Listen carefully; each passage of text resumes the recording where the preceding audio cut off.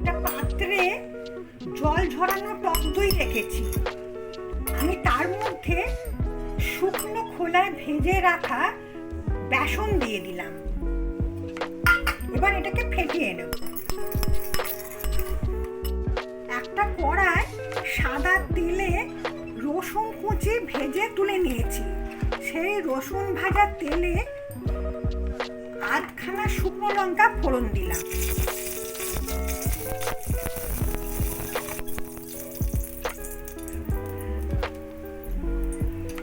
এবারে এতে টুকরো করে কেটে রাখা আলু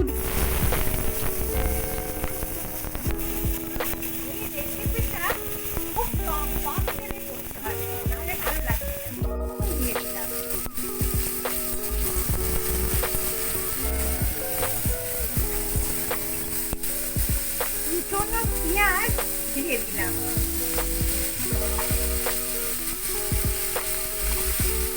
কড়াই একটু সাদা তেল নিয়ে নিলাম।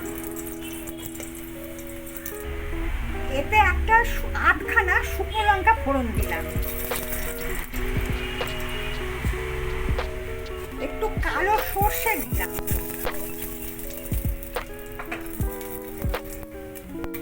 একটু কারি পাতা দিয়ে দিলাম।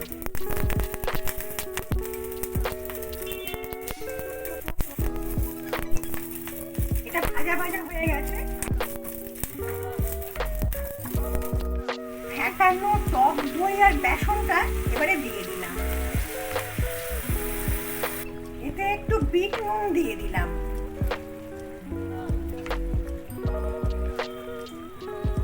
একটু লেবুর রস ছড়িয়ে দিলাম।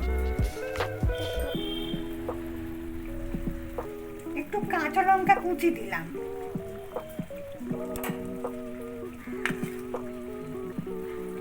এবারে যে সম্বারটা করলাম সেই সম্বারটা দিয়ে দিলাম। প্রথমে যে রসুন কুচিটা ভেজে নিয়েছিলাম সেইটার মধ্যে দিয়ে দিলাম। ডুমো করে কেটে রাখা আলুটা খোসা শুদ্ধ ছিল।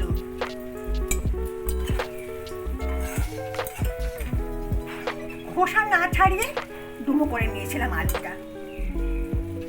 রেসিপিটা রেডি হয়ে গেছে।